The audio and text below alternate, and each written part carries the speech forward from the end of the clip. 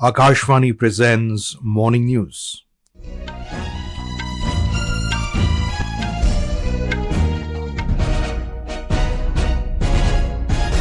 Good morning, I'm Abhishek Mukhopadhyay. The headlines. Prime Minister Narendra Modi embarks on a two-day visit to Russia beginning today to attend BRICS Summit in Kazan. Notification for second phase of assembly elections in Jharkhand and single-phase polling in Maharashtra to be issued today.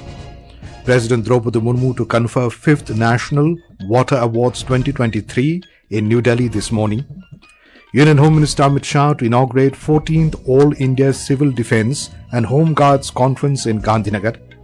Two-day national-level drone summit to begin today at Amaravati in Andhra Pradesh. Stage-2 of GRAP Action Plan comes into force in Delhi and National Capital Region in view of deteriorating air quality. And in cricket, India A beat UAE by 7 wickets in the men's T20 Emerging Teams Asia Cup in Amaravati. Prime Minister Narendra Modi is left on a two-day visit to Russia beginning today to attend the 16th Brazil, Russia, India, China and South Africa BRICS Summit in Kazan. The summit is themed on strengthening multilateralism for just global development and security. Speaking to Akashvani correspondent in Kazan, India's ambassador to Russia, Vinay Kumar said, the summit will provide an important platform for leaders to discuss key global issues. It will also assess the progress of initiatives launched by BRICS. Mr. Kumar said Prime Minister Modi will hold bilateral meeting with Russian President Vladimir Putin. The bilateral meeting is expected between Prime Minister and President Putin on the sidelines of BRICS Summit. The leaders would review the implementation of the decisions that they took in July and also give further direction, perhaps in the momentum in our bilateral relations. Our correspondent covering the Prime Minister's visit has filed this report. Prime Minister Modi is set to have a packed schedule when he arrives in Kazan for the BRICS Summit. He will attend various summit sessions and engage in bilateral talks with Russian President Vladimir Putin, covering a wide range of areas, including trade, energy and security. Mr. Modi is also expected to meet other BRICS leaders, fostering cooperation and strengthening relations. This year's summit focuses on integrating new members into BRICS cooperation mechanisms, with key areas of discussion including energy security, food security, ensuring stable food supplies and addressing global hunger. This summit marks the first gathering since BRICS expansion last year. India's participation in BRICS underscores its commitment to multilateralism and global cooperation. It demonstrates its role as a key player in international affairs. Naseem Naqvi, Akashvani News from Kazan.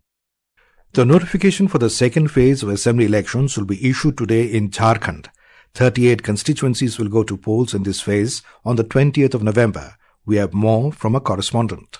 29th October is the last date of filing of nominations. Candidates can file their nominations from 11 a.m. to 3 p.m. Scrutiny of nominations will be done on 30th October. Last date for withdrawal of candidature is 1st November. Assembly elections in Jharkhand are being held in two phases. The second phase of polling will take place on 20th November, while the poll is for the first phase is on 13th November. Counting of votes will be taken up on 23rd November. Meanwhile, nomination is picking up for the first phase of polls. 25 candidates have so far filed their nomination papers. Last date of making nominations is 25th October. With KK Lal from Jharkhand, Ashish Abraham, Akashvani News, Delhi.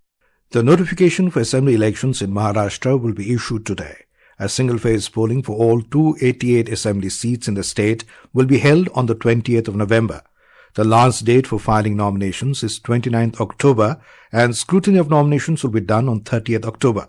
The last date for withdrawal of nominations is 4th of November. We have more from a correspondent.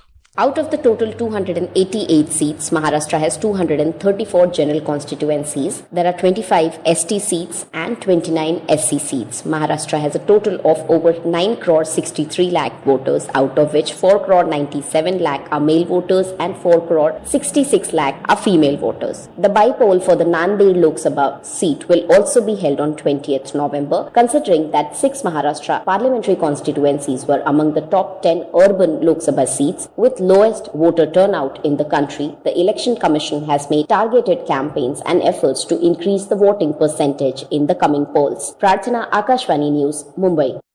President Droupadi Murmu will confer the 5th National Water Awards 2023 in New Delhi today.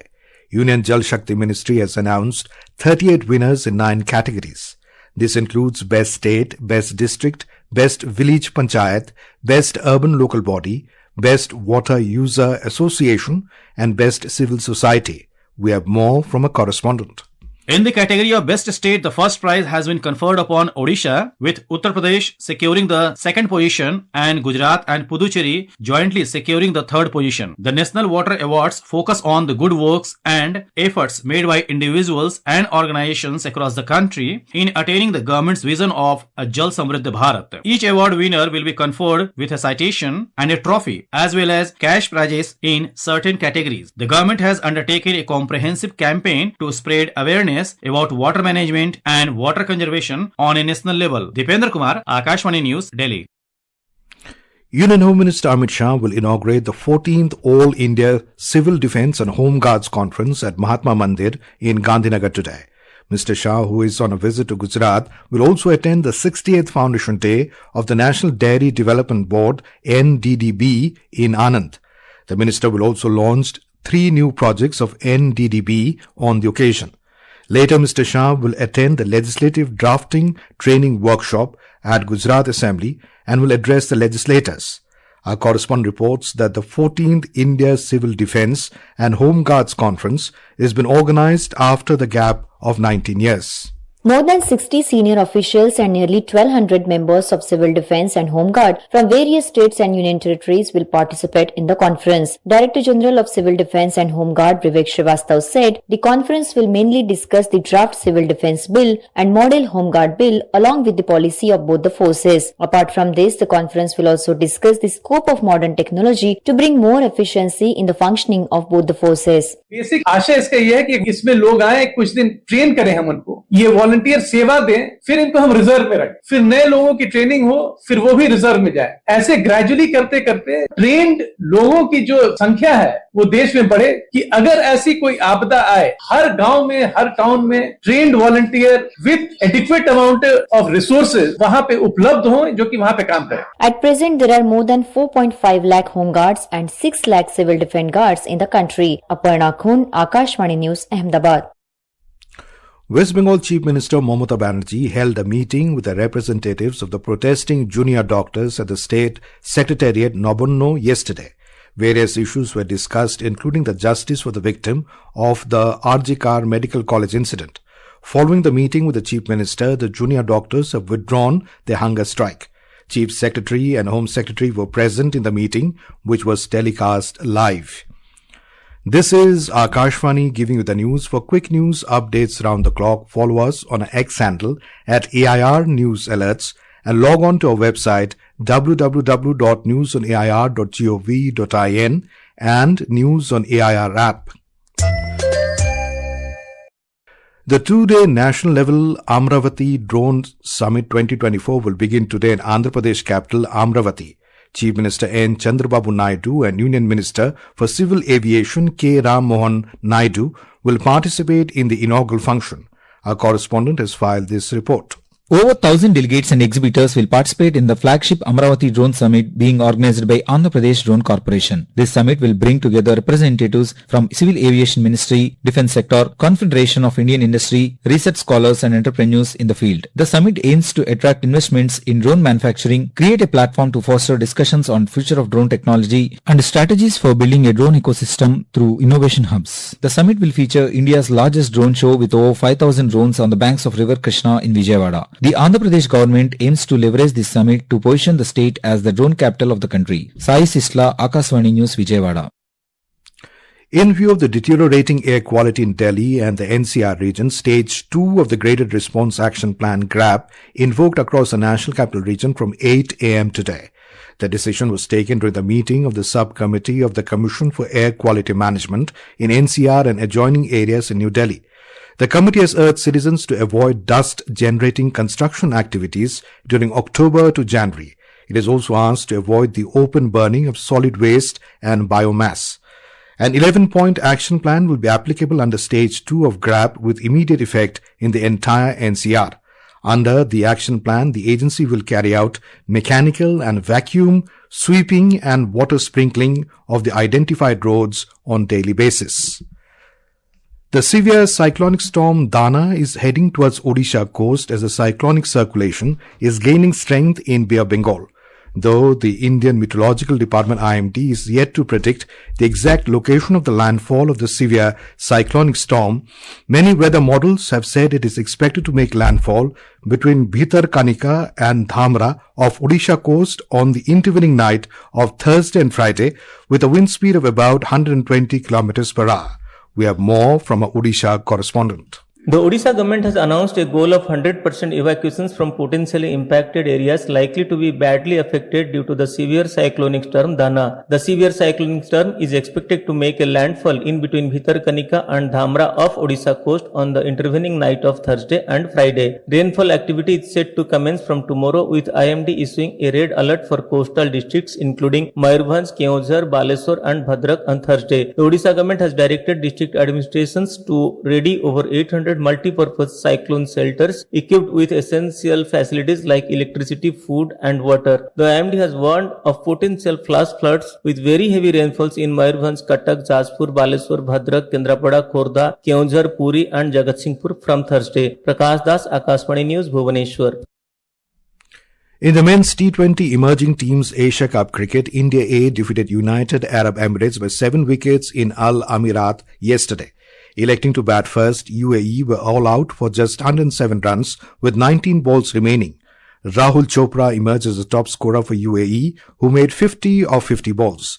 In response to this, Abhishek Sharma's 58 of 24 balls helped the young India A in chasing the total easily in the 11th over, along with 7 wickets in hand.